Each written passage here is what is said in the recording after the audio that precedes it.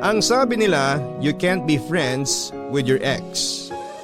Pero para sa iba, mas mabuti nang maging kaibigan ng taong dati mong minahal kesa hayaan siyang mawala at tuluyang lumayo sa buhay mo. Sign daw ito ng pagiging mature kung saan ay tanggap ninyong pareho ang katotohanan ng hindi talaga kayo ang para sa isa't isa. Ganito nangyari mismo sa ating kabarangay ngayong araw na itago na lang natin sa pangalang Kisses, kung saan ang ex-boyfriend niyang si Reese ay nauwi sa pagiging boy best friend niya. Saan hahantong ang pagkakaibigang ito nila Kisses at Reese? Ito ang dapat ninyong abangan sa mga kwento ng pag-ibig, buhay at pag-asa sa nangungunang Barangay Love Stories.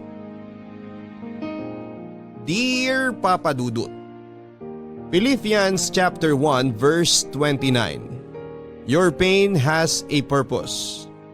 Ito po ang isa sa mga paboritong verses ko sa Bible na pinanghahawakan ko pa rin hanggang sa ngayon.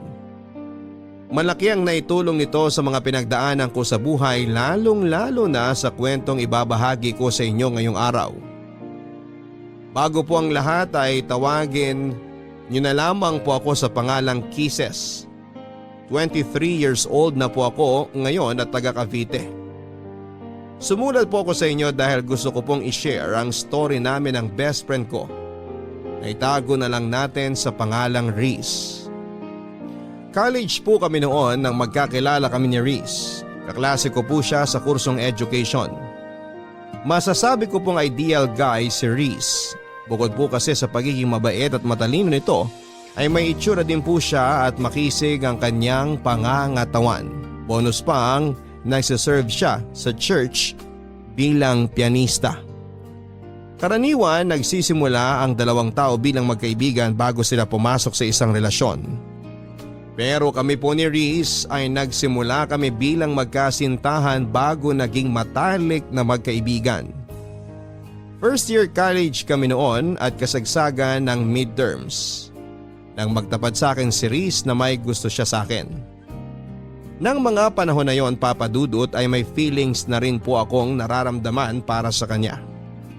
Kaya matapos ang 3 buwan na panliligaw ay tinanggap ko siya bilang boyfriend. Ang problema nga lang ay masyado pa kaming bata noon. Immature pa kami kung mag-isip at bawat bagay na ginagawa namin ay nauuwi sa selosan. Kaya naman short-lived lang ang naging relasyon naming dalawa.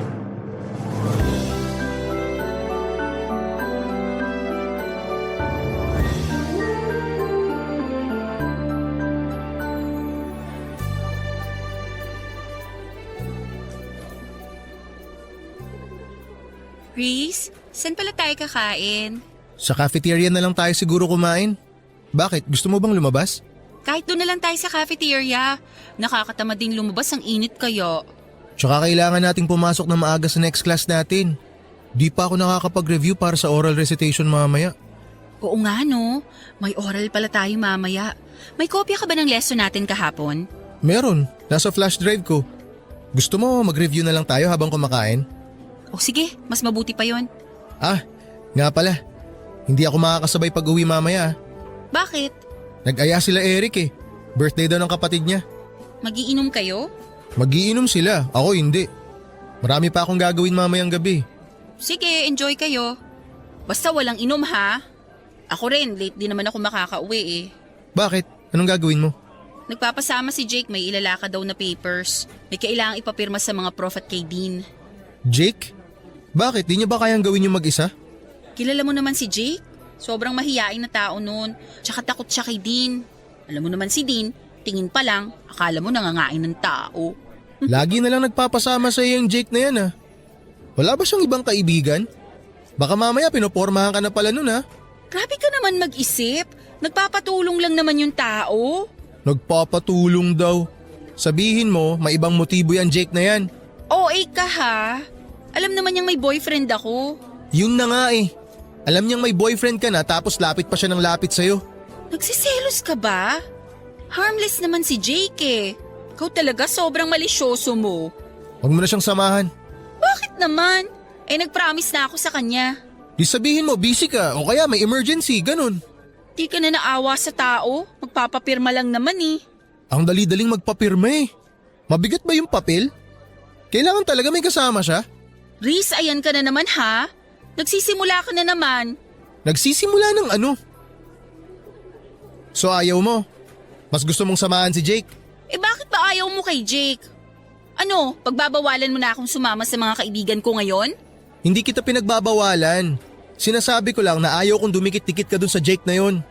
Kung sasama ka sa mga kaibigan mong babae, yon, walang problema sa akin yun. Alam mo, sumusobra na yung pagiging siloso mo eh. Insecure ka ba sa sarili mo at lahat na lang ng tao pinagseselosan mo? O sige, kung gusto mo, di dun ka na sa Jake na yon. Mas importante pala yung taong yun kaysa sa akin eh. Reese, kaibigan ko lang si Jake. Sasamahan ko lang siyang magpapirma. Hindi naman tayo lalabas mamaya, di ba? Saka sabi mo pupunta ka kina Eric. Pinagbawalan ba kita? Hindi naman, di ba? Oh, bakit nadami si Eric dito? Ang sinasabi ko lang, hindi ako naghihigpit sa'yo.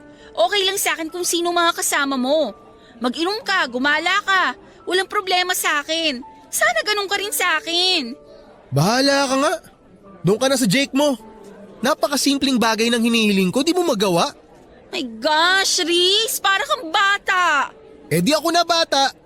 Nawalan na ako ng gana kumain. Oh, ayan. Yan yung flash drive. Mag-review ka mag-isa. Pasama ka doon kay Jake.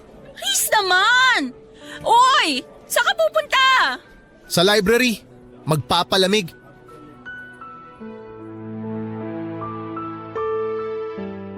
Palagi na lang kami noong away bate ni Reese, Papa Dudut. Kaya pareho naming napagdesisyonan na tapusin na lamang ang relasyon namin. Para sa ikabubutin naming dalawa. Siguro ay may iba pang plano para sa amin si Lord. Kaya kami hindi nag-click ni Reese bilang magkarelasyon. Ganon man ang nangyari ay nanatili pa rin kaming magkaibigan. Dahil siguro magkaklase kami at araw-araw naman kaming nagkikita kaya nagstay kami as friends. Nagsimulang tumibay ang relasyon namin, Papa Dudut. Bago kami matapos sa first year college. Naging groupmates kami noon sa isang school project. Noong unay medyo awkward pa kami sa isa't isa dahil nga sa naging past namin pero kalaunan ay nasanay din kami sa bagong setup namin. Pagkatapos nito ay sunod-sunod ang pagsasama namin ni Reese sa iba't ibang school activities. Nagsimula kaming maging study partners kung saan ay nagtutulungan kami sa mga lesson na hirap kaming intindihin. Magaling sa mathematics si Reese, Papa Dudut. Samantalang ako, English naman ang forte ko. Mas lumalim pa ang pagkakaibigan namin dalawa noong inaya niya akong sumama sa church nila. Doon ko lang na-realize na malapit din pala si Reese sa Panginoon. Simula noon ay naging parte na ng routine namin ang magkasamang umattend ng service sa church at sumali sa mga Bible study. Paminsan-minsan ay meron din kaming Bible study sa bahay namin, bahay nila at maging sa school kasama ang iba pa naming kaibigan. Naging hobby na rin naming pareho ang magsulat ng daily devotion na pareho naming binabasa tuwing katapusan ng buwan. Madalas nga ay nagugulat ako, Papa Dudut, dahil kasama ako sa devotions niya na siya namang ipinagpapasalamat ko sa kanya at pati na rin kay Lord.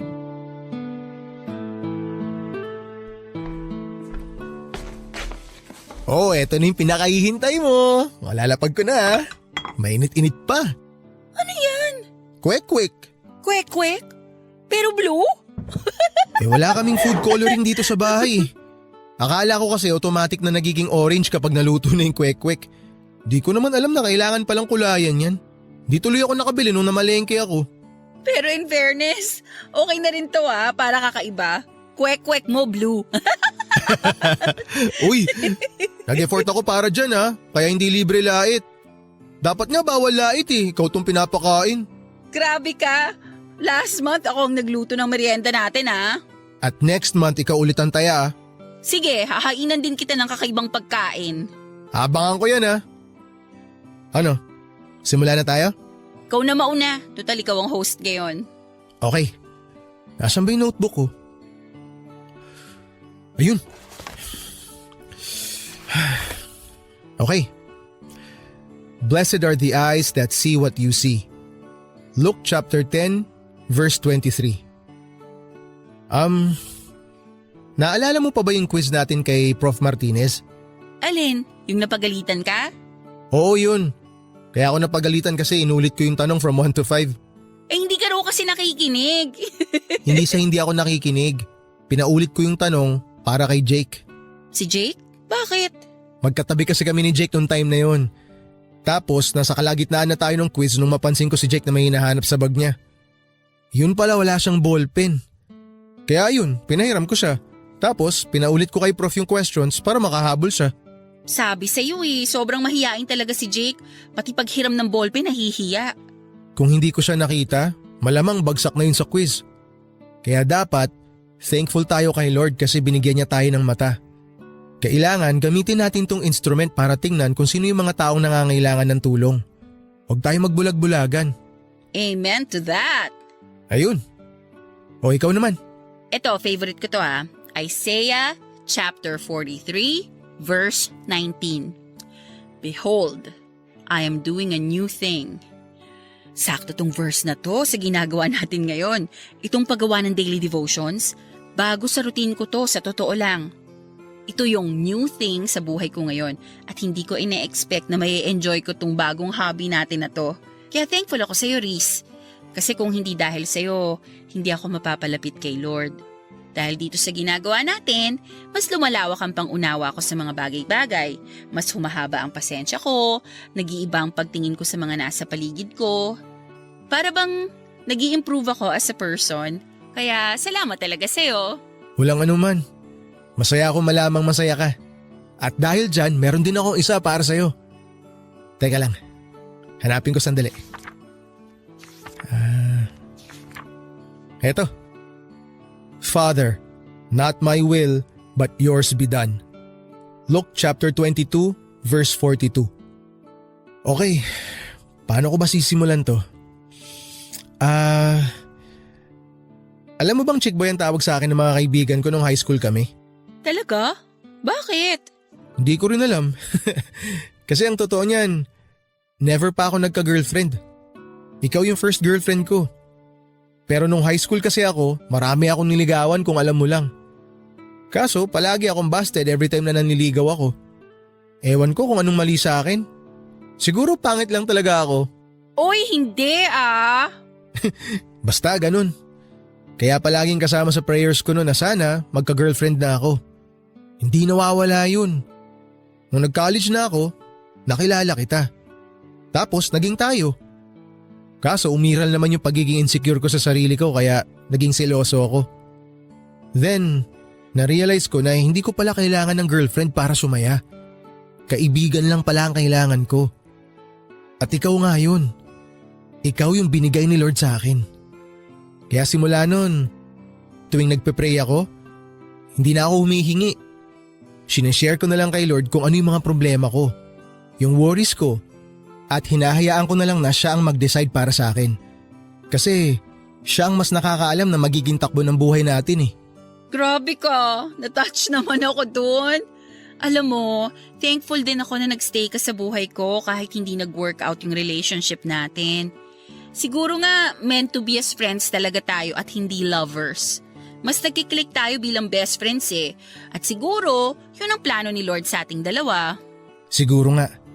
Kaya araw-araw kitang ipinagpapasalamat sa kanya. Ako rin. Oh, walang iiyak ha. Hindi to drama-rama sa hapon. Ikaw kasi. O, tikman mo na muna kaya tong kwek-kwek na niluto ko bago tayo magpatuloy. Amin na nga yung tinidor. Papa Dudut, hindi ko inaasahan na ganon ang naging takbo ng relationship namin ni Reese. Mula sa lovers ay naging matalik kaming magkaibigan. Malimit lamang tayong makakita ng ganitong senaryo dahil karaniwan sa mga naghihiwalay ay bitter sa isa't isa. Sa sitwasyon namin, hindi man kami pinalad pagdating sa intimate love ay naging maswerte naman kami dahil sa pagkakaibigang nabuo namin sa loob ng ilang taon. After 2 years third year college na kami noon at sa loob ng mga taong lumipas ay mas lumalim pa ang samahan namin ni Reese. Palagi kami magkasama through ups and downs. Naging sandalan namin ang isa't isa tuwing sinusubo kami ng panahon. At number one supporter rin namin ang bawat isa sa mga success na natatanggap namin. Parang kapatid na nga ang naging turing ko kay Reese na naging protector ko sa mga taong nakapaligid sa akin. Pero Papa Dudut, hanggat tayo'y humihinga ay hindi tayo nauubusan ng pagsubok sa buhay. Dumating ang araw kung saan ay sinubok ang tatag ng loob ko at pananalig sa Diyos. Nangyari ang isa sa mga bagay na pinakatatakutan ko nang matanggap ko ang balita na inatake sa puso ang papa ko na noon ay nagtatrabaho sa ibang bansa. Papa Dudut, malaki ang pasasalamat ko kay Lord dahil hindi niya pinabayaan ng papa ko sa abroad. Na-survive ni Papa ang pinagdaanan niya pero dahil sa nangyari ay naapektuhan ng malala ang kalusugan nito. Kinailangan niyang umuwi sa Pilipinas para mabantayan namin siya ng maayos. At dahil nga sa pagkawala ng trabaho na inaasahan naming breadwinner sa pamilya ay kinailangan ko pong isakripisyo ang pag-aaral ko para makatulong sa aking mga magulang. Mapalad naman po ako at mabilis akong nakahanap ng trabaho bilang reservation officer sa isang travel agency. Sobrang bilis ng mga pangyayari sa punto ng buhay kong yon, Papa Dudut. Sa isang iglap ay maraming nabago sa pamilya namin. Sa mga susunod na problemang dumating sa amin ay aminado akong nawala sa isipan ko si Reese. Sa sobrang busy ko sa trabaho noon at sa pagbabantay sa kalusugan ni Papa, ay napabayaan ko po ang pagkakaibigan naming dalawa. Hindi ko siya na-update sa mga pangyayari sa buhay ko at eto ang isa sa mga dahilan kung bakit siya nagkaroon ng tampo sa akin. Saka na lang nalaman ni Reese ang mga pinagdaanan ko noong malaman niyang hindi na pala ako nag-enroll para sa second semester.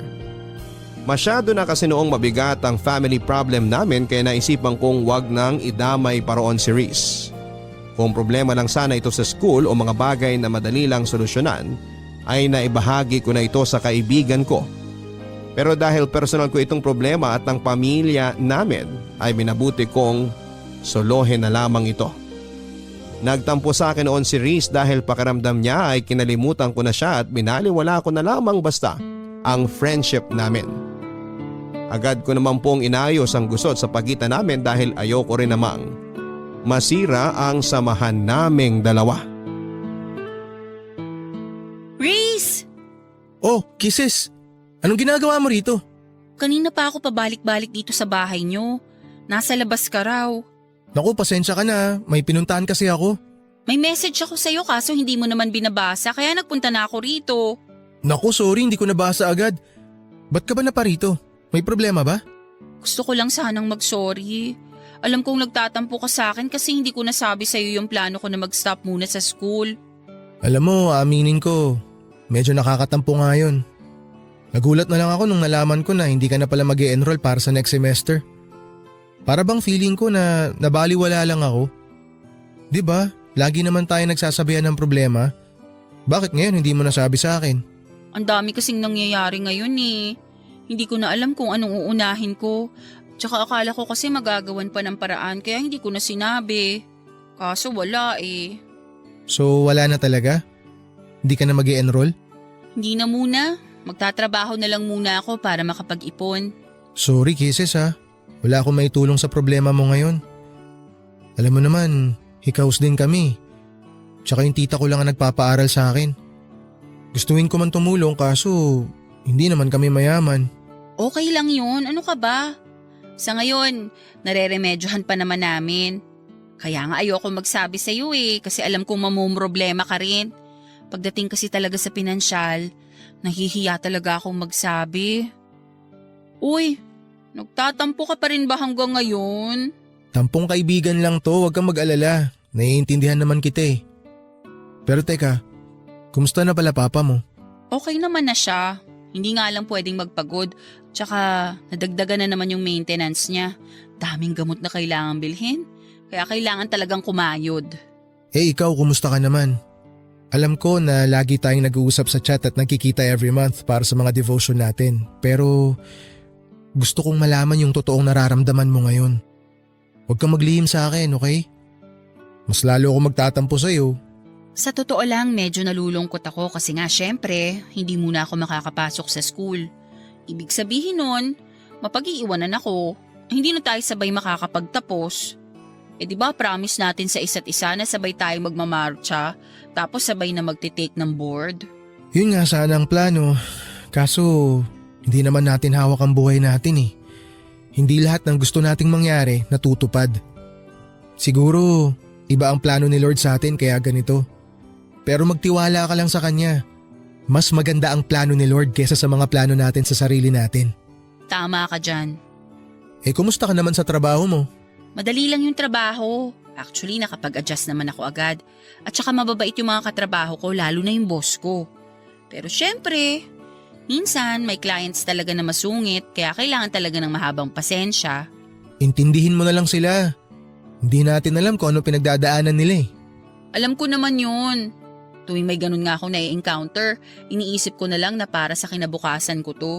Tama yan, maganda yan. Mindset lang. Kaya ayusin mo ang trabaho mo. Kailangan mong bumalik sa pag-aaral. Magiging licensed teacher pa tayo. Oo naman, kaya huwag kang magmadali ha. Antayin mo ko. Siyempre, ikaw pa ba? Pero huwag ka ring magmadali. 'Di ba sabi nga, don't rush what God is taking time to prepare. Tiwala lang tayo sa timing niya. Tatandaan ko yan. Basta ako work. Tapos ikaw naman, pagbutihin mo yung pag-aaral mo ha. Okay po, Nay. O sige na, uwi na ako. Uwi ka na agad? Pasok ka muna sa bahay. May merienda ata sa loob. Meron ba? O sige, tara. After a year ay mabilis din namang naibalik ang dati sa pamilya namin. Dahil sa sipag at tiwala kay Lord ay unti-unti rin kaming naging financially stable. Hindi na rin po bumalik sa ibang bansa si Papa. Minabuti naming manatili na lamang siya dito sa Pilipinas para sa ganoon ay mabantayan namin siya. Mas mabuti na pong maging maingat dahil kapag pinayagan namin siyang bumalik sa abroad ay baka maulit na naman ang nangyari sa kanya.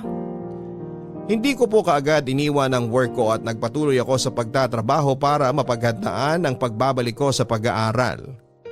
Gusto ko po kasing magkaroon ng sapat na ipon para masuportahan ang sarili ko at hindi na umasa sa mga magulang ko. Sinikap ko rin pong balansehin ang oras ko sa trabaho, sa pamilya at kay Riz. Patuloy ko siyang sinuportahan sa kanyang pagpupursige na makamit ang pangarap naming maging licensed teacher. Hindi ko rin po kinalimutang umattend sa mga Bible studies kasama si Riz at ang pagpunta sa mga Sunday service para makapagpasalamat kay Lord sa patuloy na paggabay sa amin at pagbibigay ng blessings. Nang taong pong yon ay nakapagtapos ng pag-aaral si Riz at isa po ko sa mga proud sa achievement na nagawa ng aking kaibigan. Pero sa kabila nito, Papa Dudut, ay hindi ko maiwasang makaramdam ng inggit dahil napag-iwanan na ako ng mga kaklase ko. Pareho naming pinangarap ni Riz na makapagtapos at sabay na ipagmayabang sa mundo ang diplomang matatanggap namin. Pero dahil sa mga hindi magagandang bagay na nangyari sa buhay ko, ay hindi ko na ito magagawa pa kasama ang best friend ko. Gayon pa man ay ipinakita ko kay Riz ang buong suporta ko sa kanya sa panibagong yugto ng buhay na kanyang tatahakin.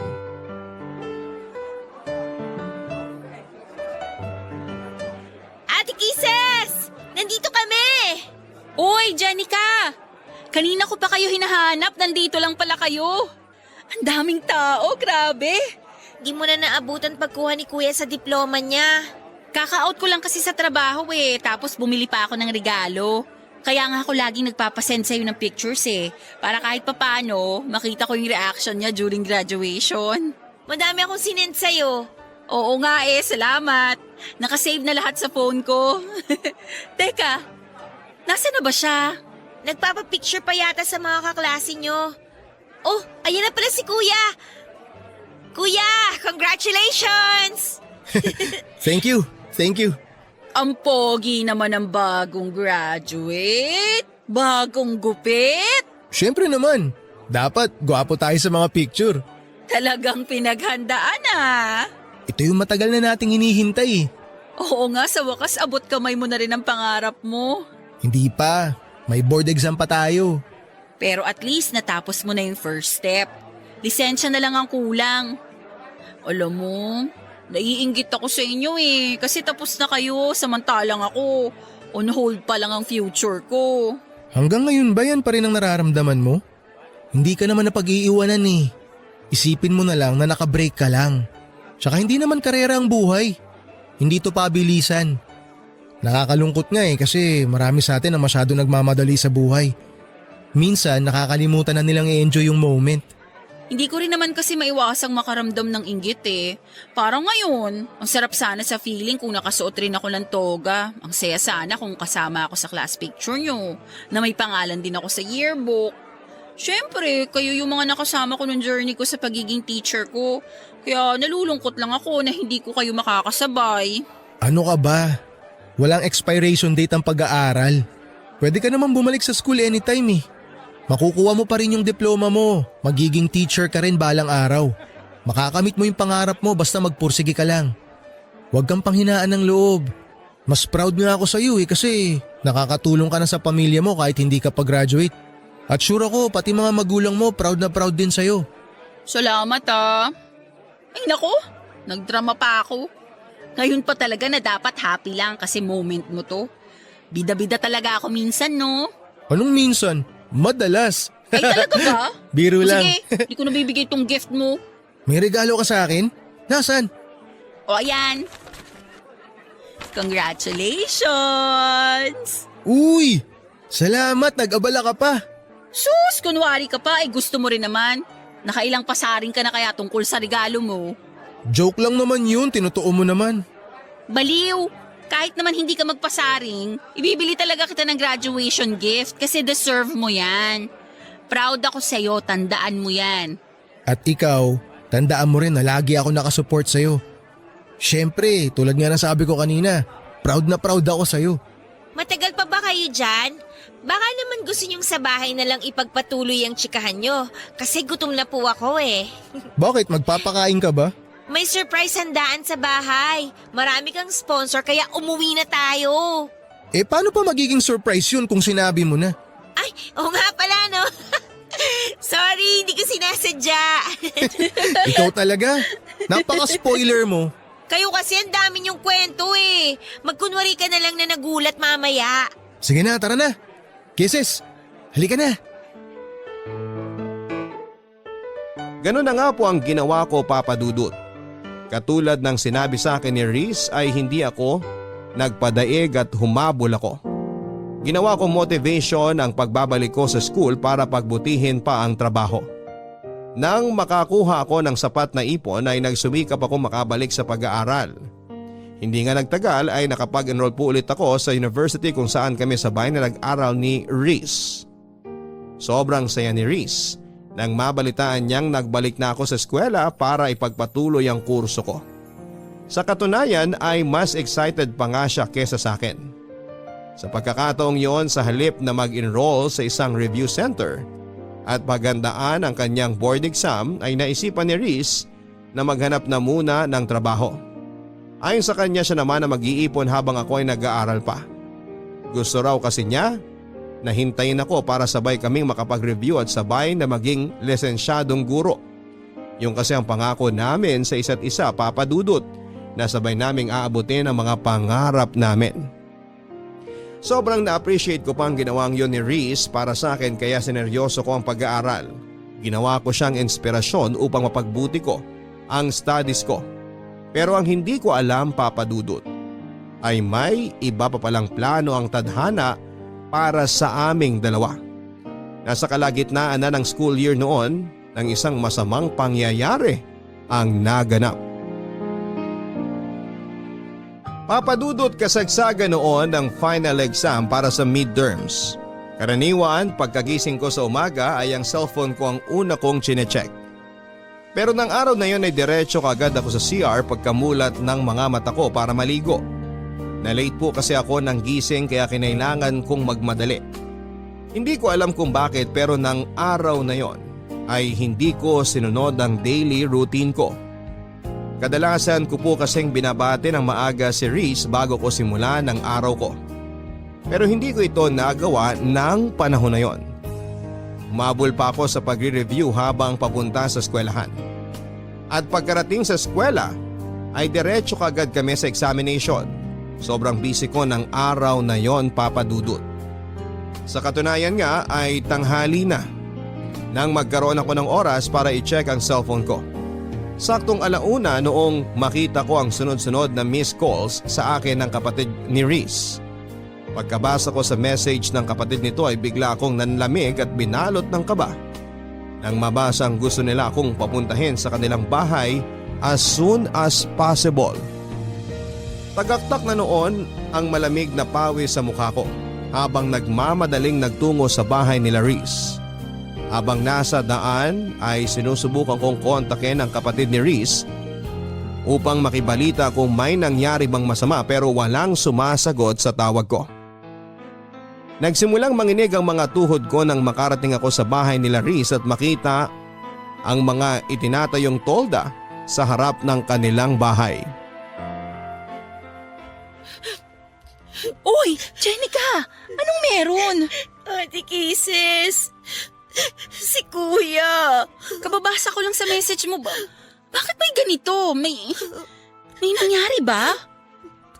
Wala na si Kuya. Bakit? Anong nangyari kay Reese? Nasaan ang kuya mo? Wala na si Kuya, ate. Anong wala na? Linawin mo nga, Jenica. Anong nangyari kay Reese? Patay na si Kuya. Wala na siya, Ate Kisses. Pagkagising namin kaninang umaga, hindi na siya humihinga. Hindi pwede to. Hindi totoo yan. Kausap ko lang siya kagabi. Magkausap pa kami kagabi. Lahat kami nagulat din, ate. Hindi namin inaasahan na ganito yung mangyayari. Ano bang nangyari? Bakit hindi na siya nagising? Inatake raw sa puso habang natutulog. Ate, ang hirap tanggapin na wala na ang kuya ko. Inatake sa puso? Ang lusog-lusog ng tao? Bakit siya atakihin sa puso? Ang bata pa niya! Hindi nga rin namin alam kung paano nangyari yun eh. Alam naman natin kung gaano kaalaga si kuya sa katawan niya. Nasaan na siya ngayon? Nasa punerarya pa rin siya hanggang ngayon. Mamayang gabi pa raw darating yung labi niya. Ano ba yan? Kausap ko lang siya kagabi eh! Ang saya-saya lang namin nagkukwentuhan bago ako natulog. Walang nag-expect na mangyayari to, ate. Wala man lang nga siyang pahiwatig eh. Huli kaming nag-usap nung kumain kami ng hapunan. Pagkatapos nun, nagstay na siya sa kwarto niya. Nag-uusap kami ng mga oras na yon. Nag-good luck pa nga siya sa akin kasi may exam ako. Ang daldal niya pa kagabi. Ang dami niyang gustong pag-usapan. Alam ko na ginawa ko? Pinatulog ko siya. Kako gabi na't may exam pa ako kinabukasan. Tsaka may work din siya kaya maaga ako nagpaalam sa kanya. Nangulit pa nga siya eh. Ayaw niya akong tigilan. Kung alam ko lang sana na yun pala yung huli naming pag-uusap. Hindi ko na lang sana siya pinilit matulog. Sana nakipagpuyatan na lang ako sa kanya. Ganyan naman tayo lagi eh. Sa sobrang kampante natin sa buhay natin, nakakalimutan nating hiram lang pala natin to. Ang dami ko rin pagsisisi. Sobra. Sabi pa nga niya, ililibre niya ako pagkatapos ng exam ko kasi alam niyang hell week ko ngayon. Yun pala, mas malala pa to sa hell week ko. Nakwento rin niya sa akin yan. Sobrang busy ka raw kasi exam, kaya sobrang miss ka na niya. Alam mo ba kung anong huling message ng kuya mo sa akin? I love you. Anong sinagot mo sa kanya? Nag-I love you too ako. Mabuti na lang. Mabuti na lang sinagot ko siya pabalik kasi kung hindi, habang buhay ko yung pagsisisihan. Ang daya ng kuya mo. Bakit naman siya nang iwan ng ganito? Ang dami pa naming plano eh. Nangako siya na hihintayin niya ako makapagtapos para sabay kaming mag-take ng board. Nag-promise siya na ba panoorin pa niya akong magmarcha. Magiging teacher pa siya dapat eh. Ikaw na lang, ate, ang magpatuloy sa mga pangarap ni kuya. Alam kong gagabayan ka niya kahit wala na siya. Paano ko gagawin yun kung wala na yung kaisa-isang tao na nagbibigay ng inspirasyon sa akin? Porke ba wala na si kuya, titigil ka na? Tingin mo gugustuhin niya yon? Hindi ako titigil. Hindi ko alam kung paano ko haharapin ang mga susunod na araw ngayong wala na si Riz. Alam kong hindi ka niya pababayaan. Hindi ka rin pababayaan ni Lord. Si Lord? Siya na pinabayaan ng kuya mo? Bakit naman niya hinayaan na mangyari to kay Riz? May dahilan siya, ate. Huwag natin siyang sisihin sa nangyari. Eh sinong sisisihin natin? Wala. Kasi parte na ng buhay natin ang kamatayan.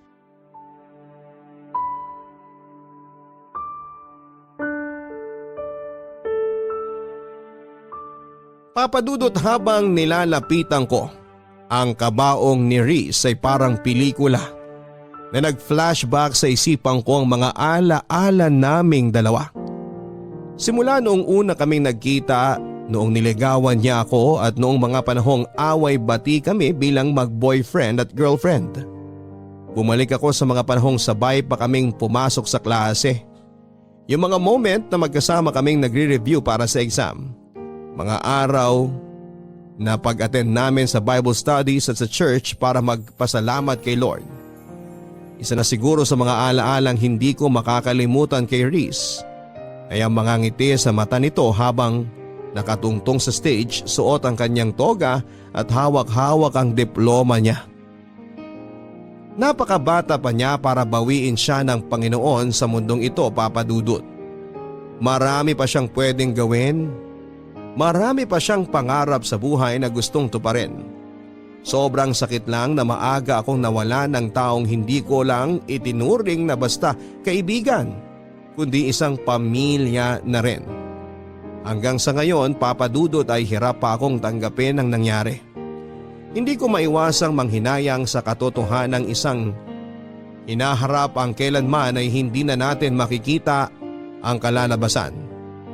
Bilang pagpapakita ng aking pagmamahal sa kaibigan ko ay iginugol ko ang buong free time ko sa bahay ni Riz.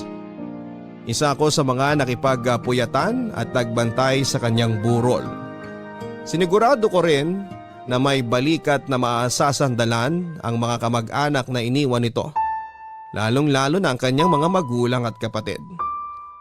Kahit dito na lamang sa huling pagkakataon ay maipakita ko kung gaano ako nagpapasalamat kay Riz sa pagdating niya sa buhay ko.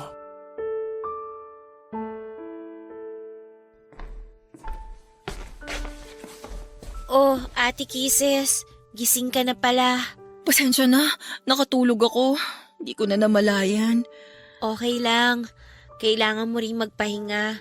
Gabi-gabi ka nang nagpupuyat eh. Hindi ko maiwan-iwan ang kuya mo eh. Kahit na ito na lang yung huling pagkakataon na maipakita ko yung respeto at pagpapasalamat ko sa kanya. Ipinagtabi pala kita ng pagkain sa kusina. Kung nagugutom ka na, kumain ka muna. Hindi ka na namin ginising kanina kasi alam kong pagod ka. Salamat ah. Mamaya na lang ako kakain. Pogi ng kuya mo sa graduation picture niya, ano? Pinaghandaan niya yan eh. Di ba nga nagpagupit pa siya? Sabi kasi niya, forever na yung picture na yan. Yan yung katangi-tanging picture na may pagmamalaki niya sa lahat. Milestone picture daw. Kumbaga sa computer games, yan yung patunay na natapos na niya yung last level kaya level up na sa bagong stage. Tapos magagamit lang pala para sa burol niya. Ang saklap. Ganda ng mga ngiti niya, oh. Yan yung isa sa mga mamimiss ko sa kanya. Yung smile niya. Ako, ang mamimiss ko sa kanya, yung araw-araw na pambubulabog niya sa akin tuwing umaga kapag late na ako sa school. Laging on time yung taong yan eh. Ayaw niyang nalilate. Mahalaga ang oras para sa kanya. Tama ka. Inis na inis nga ako sa ugaling niyang yan noon eh. Kasi lagi siya nagmamadali. Kesyo baka matraffic daw o baka mawala ng masasakyan. Pero ngayon, yan na yung bagay na hinahanap-hanap ko. Totoo nga no, na tsaka lang natin marirealize ang kahalagahan ng isang bagay kapag nawala na to sa atin. Mga bagay na tinitake for granted lang natin pero malaki pala ang impact kapag nawala na. Oo nga. Tulad ng oras. Inuubos natin yung buong araw sa pagbababad sa social media. Hindi natin alam. Nababawasan na pala yung oras na dapat kasama natin yung mga taong mahal natin. Wala eh. Nasa huli talaga ang pagsisisi. Alam mo, habang nagsusulat ako ng devotion kaninang umaga, sakto yung Bible verse na nabasa ko. Anong verse, ate? Philippians chapter 1, verse 29. Your pain has a purpose. Ilang oras akong nakatunganga lang sa verse na yan. Iniisip ko kung anong purpose ng pain na nararamdaman ko ngayon. Kaso, kahit anong isip ko, wala akong makitang rason kung bakit kailangan nating masaktan ng ganito. Siguro hindi pa natin makita yung rason ngayon kasi nga nagluluksa pa tayo. Pero lahat naman ng tao dumadaan sa pagsubok, di ba? Para mas tumibay, para matuto. Ang hirap lang kasing tanggapin. Hindi ko siya maiwasang tanungin kung bakit si Riz. Bakit siya pa? Worth it pa na mawala si Riz para lang tumibay ako? Para matuto ako? Kasi para sa akin hindi. Alam mo kung bakit? Kasi si Riz ang nagpapatibay sa akin. Dahil sa kanya, marami akong natututunan. Ang kuya mo ang dahilan kung bakit ako mas napalapit kay Lord. Pero sa nangyayari ngayon, hindi ko alam kung mananatili pa ba ako sa dating pananampalataya ko sa nakakataas eh. Huwag mong questionin si Lord, ate. Kasi siya ang mas nakakaalam ng lahat kaysa sa atin. Isipin mo na lang, ang ubas kailangan pigain para maging masarap na wine, di ba? Kung hindi mo gagawin yon, hindi ka makakabuo ng wine. Ang mga nanay, kailangan nilang dumaan sa masakit na proseso ng panganganak bago nila makuha yung blessing na regalo ni Lord. Kayo ni Kuya, kayo ang best example ng Bible verse na binanggit mo. Naging kayo, nasaktan ninyo yung isa't isa, pero ano ba yung kinalabasan ng lahat ng yun? Naging mag-best friends kayo, di ba? Kaya tama nga na every pain and suffering na nararanasan natin talagang may rason. Sana nga worth it ang kapalit ng sakit na nararamdaman ko ngayon. Kasi kung hindi, habang buhay kong sisisihin si Lord sa ginawa niya. Ate, kailangan nating makaramdam ng pain para mag-grow tayo as a person. Siguro hanggang dito na lang talaga yung oras ni Kuya sa mundong to. Siguro ang purpose niya lang talaga para magabayan ka. Ginamit siyang instrumento para mas mapalapit ka kay Lord. Sa tingin mo ba, matutuwa si Kuya kapag nalaman niyang galit ka ngayon sa Diyos? Masisisi mo ba ako kung ganito ang nararamdaman ko ngayon? Alam kong masakit ang nangyari. Ako rin naman mas doble nga ang sakit sa akin kasi kuya ko yung nawala Pero hindi na maibabalik si kuya ng galit natin. Magalit man tayo sa mundo, magalit man tayo kay Lord, magalit man tayo sa lahat ng tao, hindi na mabubuhay pa si kuya. Kaya alisin mo na yung galit mo dyan sa puso mo, ate. Para na rin kay kuya.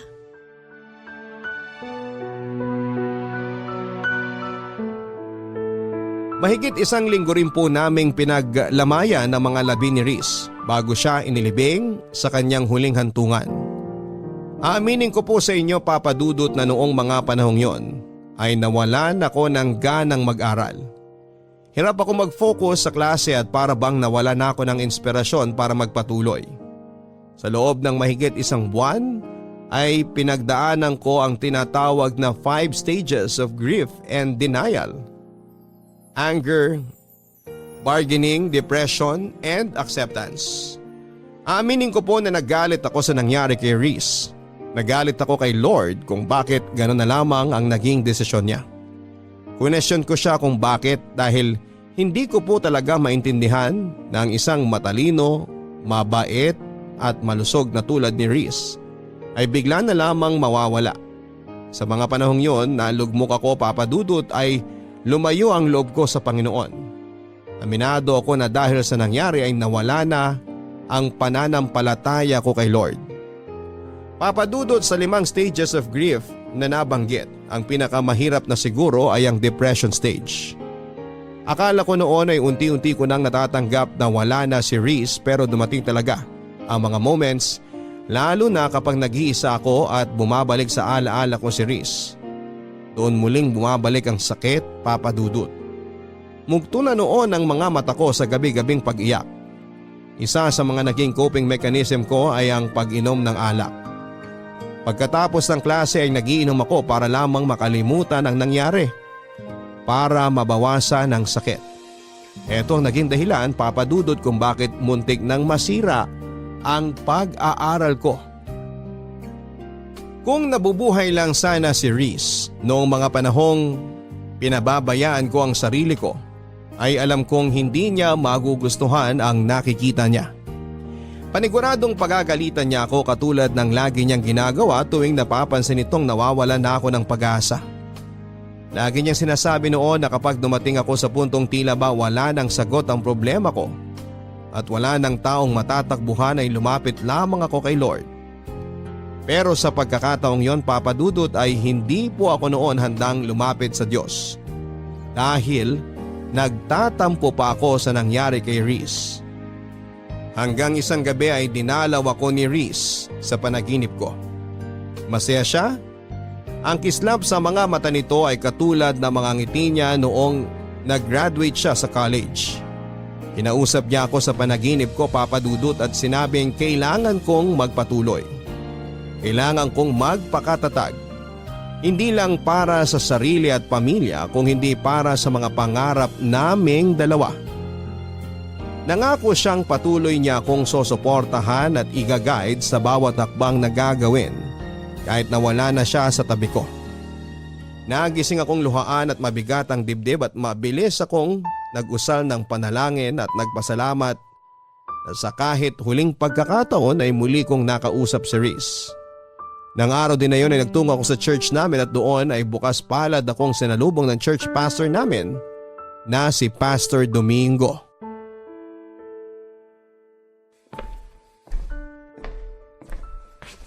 Hello Kisses, good morning sa'yo. Good morning po, Pastor Domingo. Masyado po ata akong napaaga ngayon. Sakto lang ang dating mo pero mamaya pang service. Maupo ka muna rito. Magkwentuhan tayo sandali. Sige po, salamat. Kumusta ka na? Ngayon na lang ulit kita nakita rito ah. Oo nga po eh. Marami lang po kasi akong ginawa nitong nakaraang linggo. Kaya po hindi na ako nakapunta rito. Nabalitaan ko nangyari sa kaibigan mong si Reese. Gusto kong malaman mo na nakikiramay ako sa pinagdadaanan mo ngayon, Kisses. Salamat po, Pastor. Kay bait na bata. Naalala ko pa nung una mo siyang ipakilala sa akin. Sobrang bibo. Natuwa ako nung malaman ko na active din pala siya sa simbahan nila. At magaling pang gumamit ng organ. Sobrang lakas po talaga ng pananampalataya ni Reese kay Lord. Kaya hanggang ngayon, hindi ko pa rin talaga lubos maisip kung bakit gano'n na lang ang sinapit niya. Parang napaka-unfair eh. Kung sino pa yung mabait, yung taong marami sanang maiaambag sa lipunan, yung taong maraming natutulungan, sila pa yung unang binabawi sa atin. Bakit hindi kunin ng Diyos yung mga kriminal, yung mga mamamatay tao dyan? Dapat kinuha niya yung mga taong hindi takot gumawa ng kasalanan kasi Sila ang dahilan kung bakit sobrang dumi ng mundo. Walang pinipili ang kamatayan, Kisses. Pero sa tanong mo kung bakit nauunang mawala mga taong mababait, ito ang sagot ko dyan. Kasi maaga silang namulat. Marami na silang kabutihang nagawa sa puntong wala na silang kailangan pang patunayan sa Diyos. Kumbaga, tapos na yung journey nila. Hindi ko po kayo maintindihan. Sabihin nating may tanim kang kamatis. Alin sa mga bunga nitong unang pipitasin mo? Siyempre yung hinog, di ba? Kasi dumating na sila sa oras na kailangan na silang pitasin. Yung mga maiiwan, sila yung kailangan pa ng panahon para lumaki na maayos. Ang ibig niyo bang sabihin, kaya naiiwan ng mga masasamang tao dahil deserve nilang mabuhay ng mas matagal? Naiiwan ang mga masasamang tao kasi sila yung paulit-ulit na binibigyan ng chance ni Lord para magbago. Binibigyan sila ng oras para pagsisihan ng mga maling bagay na ginawa nila, para harapin ang bunga ng kasalanan ginawa nila. Katulad ng kamatis, kailangan pa nila ng panahon para magbago, at kung kailan hinog na sila, saka na lang sila makakabalik sa paraiso ng Diyos. Kaya nga po unfair, diba? Unfair para kanino? Para sa atin o para kay Reese? Para kay Reese. Kasi marami pa siyang pangarap na hindi niya mararanasan kasi maaga siyang binawian ng buhay. Sa tingin mo, mas maganda bang manatili dito sa lupa si Reese kaysa sa paraiso ng Panginoon? Hindi ko po alam. Huwag ka malungkot dahil wala na si Reese. Ituring mo siya na mapalad dahil nasa langit na siya kasama ang Panginoon. Hindi niya na kailangan pa mag-suffer sa mundong ito na puno ng kasalanan. Magdiwang ka kasi nasa paraiso na siya, ang lugar na may panghabang buhay na kapayapaan. Sobrang miss ko na po talaga siya, Pastor. Gamitin mo ang mga alaala niya para magpatuloy. Mahirap ang mawala ng mahal sa buhay. Pero once na tinanggap mo na ang katotohanan nasa masayang lugar ng kaibigan mo, sigurado akong hindi na sakit ang magiging dulot ng mga alaala niya, kundi saya at pasasalamat na kahit sa maikling pagkakataon ay nagkakilala kayong dalawa. Lagi ko po yung tatandaan. Marami pong salamat, Pastor. Walang anuman. Gusto mo bang maging Bible reader sa susunod na linggo? Sige po. Pwede po ba? Oo naman, pwede. O siya, maiwan na kita rito ha. Kailangan ko pa mag-prepare para sa service natin. Maraming salamat po ulit, Pastor. Huwag mong hayaang sirain ang nararamdaman mo ang pananampalataya mo sa Diyos. Malalampasan mo rin lahat to. Magtiwala ka sa Kanya.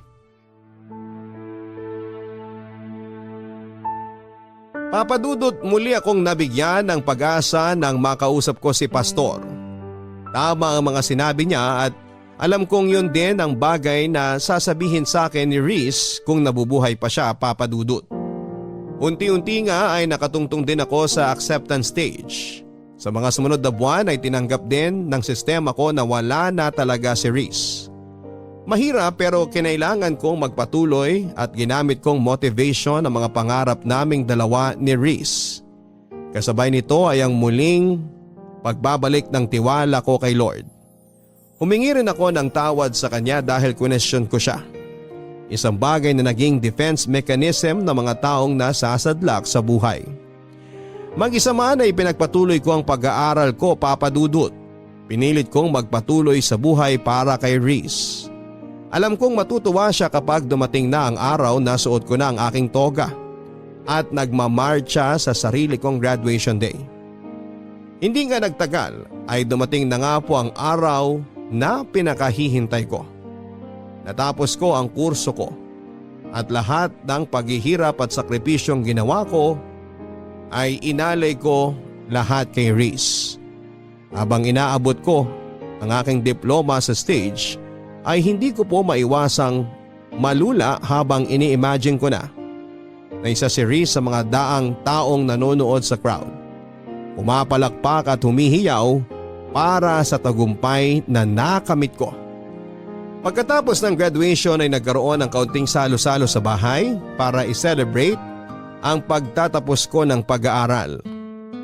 Inimbita ko ang kapatid ni Reese pati ang mga kaibigang naging parte ng college years namin at doon ay sinariwa namin ang mga naiwang ala-ala ni Reese. Guys, kain lang kayo ha. Bawal ang mahiyain dito. Ate Kisses! O Jenica, kanina pa kita hinihintay. Kala ko di ka na darating eh. Dumaan pa kasi ako sa puntod ni Kuya eh. Ako na nagbalita sa kanya na graduate ka na. Talaga ba? Plano ko ring bisitahin siya bukas eh. Halika, kumain ka muna. Ito pala yung gift ko sa'yo, ate. Congratulations! Naku, thank you. Tapos, ito naman, galing kay Kuya. Ha? Habang naglilinis kasi ako ng kwarto niya, nakita ko tong notebook sa desk niya. Dito niya sinusulat yung daily devotions niya. Alam ko na once a month, binabasa niyo sa isa't isa yung mga devotion ninyo. Kaya gusto kong ibigay sa'yo to. Gusto kong mabasa mo yung mga huling devotion niya. Hindi naman siguro magagalit si Kuya na pinakialaman ko yung gamit niya, di ba? Tsaka, alam ko naman na gusto rin niya na mabasa mo yung mga final devotion niya. Salamat, Jenica ha. Ito na siguro yung pinakamagandang gift na na-receive ko ngayong araw. Kumusta ka naman na, ate? Eto, nagpapatuloy pa rin sa buhay. Tatapusin ko tong pangarap namin ni Reese. Promise ko yan eh. Malapit na! Ilang kembot na lang! Oo nga. Pero mahaba-haba pa to. Kailangan ko pang mag-review para sa board at kailangan ko pang pumasa para makakuha ng lisensya. Kayang-kaya mo yan, ikaw pa! Oo naman, kakayanin ko to. Pero alam mo, aaminin ko sa'yo. Sobrang miss ko na si Reese. Araw-araw kong pinagpipray na sana dalawin ulit niya ako kahit sa panaginip lang. Sobrang thankful nga ako sa'yo, ate eh.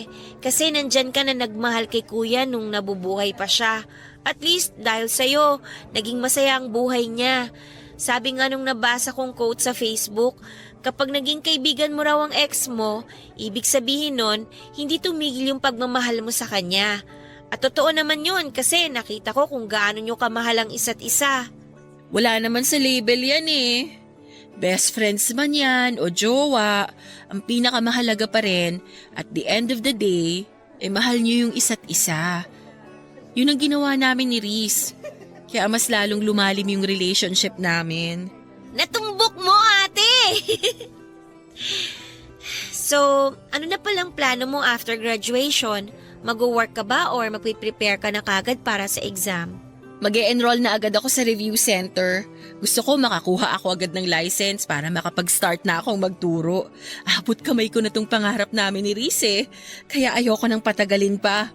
Ngayon pa lang, i-congratulate na kita, ate. Good luck sa'yo, ha? Palagi kitang isasama sa prayers ko. Salamat. O sige na, kumain ka na dyan. Magpakabusog ka ha, huwag kang mahiya. Nagluto talaga si mama ng maraming handa para sa araw na to. Maiwan na muna kita dyan ha. Nag-prepare kasi ako ng message eh. Gusto ko magpasalamat bago umalis yung ibang bisita. Sige lang, ate. Wag mo na ako alalahanin dito. Good afternoon po sa inyong lahat. Habang kumakain kayo, gusto ko lang magpasalamat sa mga taong naging parte ng journey ko na to. Siyempre, una sa lahat, kay Lord, dahil hindi niya ako binitawan at patuloy niya akong ginabayan sa pag-aaral. Second, sa family ko, especially kina mama at papa na walang sawang sumuporta sa akin at nagpagod para lang makapag-aral ako. Sa mga kaibigan at kaklase ko na nagpakopya sa akin, joke lang po. At kay Reese, na naging inspirasyon ko. Kung nasan ka man ngayon, alam kong nakikinig ka. Congratulations! Congratulations sa ating dalawa. Gusto kong malaman mo na araw-araw kitang namimiss. At kahit na nasa langit ka na, alam kong nag-cheer ka pa rin para sa akin. Lagi kang magiging isa sa mga rason ng lahat ng tagumpay na matatamasa ko. Kahit na magkaroon ako ng sariling pamilya, lagi akong maglalaan ng puwang sa puso ko para sa'yo. Thank you, Reese. Until we meet again. I love you sa pinaka-the best na best friend sa buhay ko.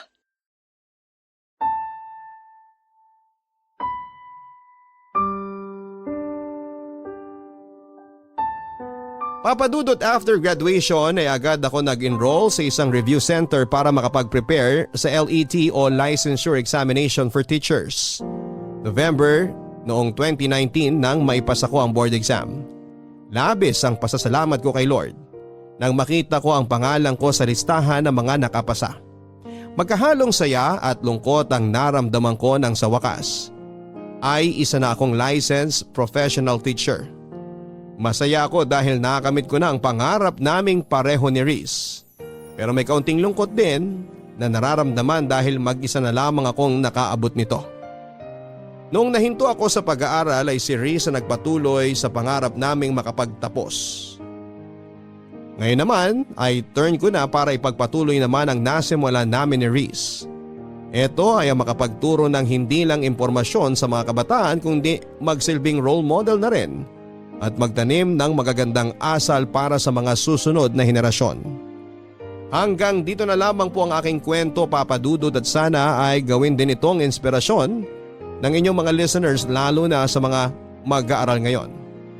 Maraming pagsubok at balakid na ibabato si Lord sa ating buhay pero hindi niya ito ibibigay dahil gusto niya tayong pahirapan. Kung hindi ginawa niya ito para patibayin tayo sa pagharap ng panibagong yugto ng ating buhay. Ang inyong forever kapuso at kabarangay, Kisses. Totoo nga na hindi tayo bibigyan ng Panginoon ng mga pagsubok na hindi natin kayang lampasan. Si Kisses ang nagpatunay niyan ngayong araw. Nawalan man siya ng kaibigan pero nagpatuloy pa rin siya sa buhay hanggang sa maabot niya ang kanyang pangarap.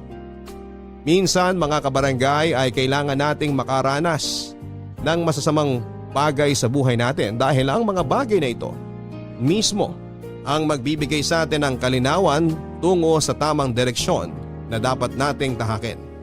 Lagi nating tatandaan na tuwing tayo'y nalulugmok sa problema, lagi nandyan ang Diyos na handang gumabay sa atin. Hanggang sa muli, ako po si Papa Dudut sa mga kwento ng pag-ibig, buhay at pag-asa sa Barangay Love Stories #1.